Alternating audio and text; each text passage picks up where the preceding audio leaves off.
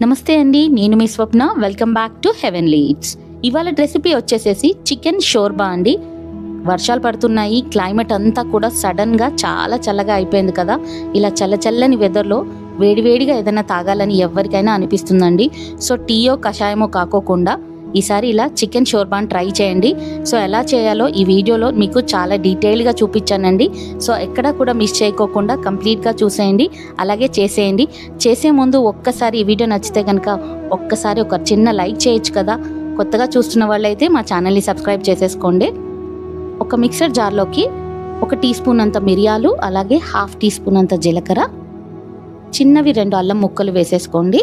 అలాగే దీంట్లోకి 1 గుప్పెడు కొత్తిమీర, 1 గుప్పెడు పుదీనా వేసేసుకోండి. తర్వాత కచ్చపచ్చగా కట్ చేసి పెట్టుకున్న ఉల్లిపాయ ముక్కల్ని వేసేసుకొని కొద్దిగా నీళ్లు పోసేసుకొని మెత్తగా పేస్ట్ లాగా పెట్టేసుకోండి.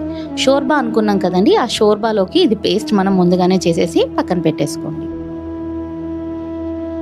పక్కన పెట్టుకున్న తర్వాత పచ్చి పసుపు ఉంటే దీంట్లోకి వేసుకుంటే చాలా చాలా మంచిదండి. గొంతు నొప్పి ఉన్నా, జలుబు ఉన్నా కూడా చాలా ఇట్టే తగ్గిపోతుంది ఈ పసుపు వల్ల.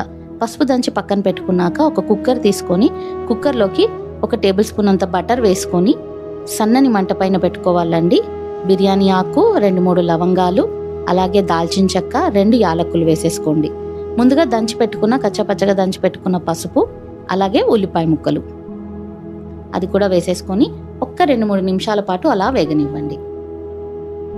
అలా వేగిన తర్వాత ఇక్కడ 150 గ్రాముల వరకు చికెన్ని వాడుకున్నానండి. చికెన్ తక్కువ తీసుకోండి, వాటర్ ఎక్కువ వేసుకోండి. అప్పుడే మనకు షోర్బా అనేది చాలా మంచిగా వస్తుందండి. చికెన్ వేసుకున్న తర్వాత ఒకసారి అంతా కూడా ఆ వాటర్ అంతా ఇంకిపోయేలాగా బాగా ఒకసారి కలియబెట్టేసుకోండి. తర్వాత సరిపడా ఉప్పు వేసేసుకోండి. ఉప్పు వేసుకున్న తర్వాత మళ్ళీ ఒకసారి బాగా కలియబెట్టేసేయండి. మనకేమి తినబుద్ధి కానప్పుడు కూడా ఇలా చికెన్ కర్రీ రెగ్యులర్గా కాకోకుండా ఇలా షోర్బా ఒక్కసారి ట్రై చేయండి, చాలా బాగుంటుందండి.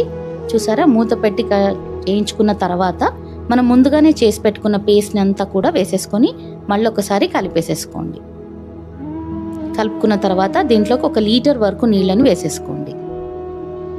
నీళ్ళని వేసుకున్న తర్వాత 1/2 నిమ్మకాయ బద్దని మంచిగా పిండేసేసుకోండి. పిండుకున్న తర్వాత కరివేపాకు రెబ్బ ఉంటే 1 వేసేసుకొని మూత పెట్టుకొని 4 విజిల్ల వరకు రానివ్వండి. విజిల్ మొత్తం ప్రెషర్ అంతా రిలీజ్ అయినాక చూసారా, రెడీ అయిపోయింది. దీంట్లోకి లాస్ట్లో జాపత్రి పౌడరు, అలాగే కొంచెం కొత్తిమీర రెబ్బలు వేసేసుకొని ఇంకా వేడిగా సర్వ్ చేసుకోవడమే అండి. ఇంకెందుకు లేట్ అండి, మీరు కూడా ట్రై చేయండి. అలాగే కామెంట్స్లో చెప్పేయండి ఎలా వచ్చిందో. Thank you for watching.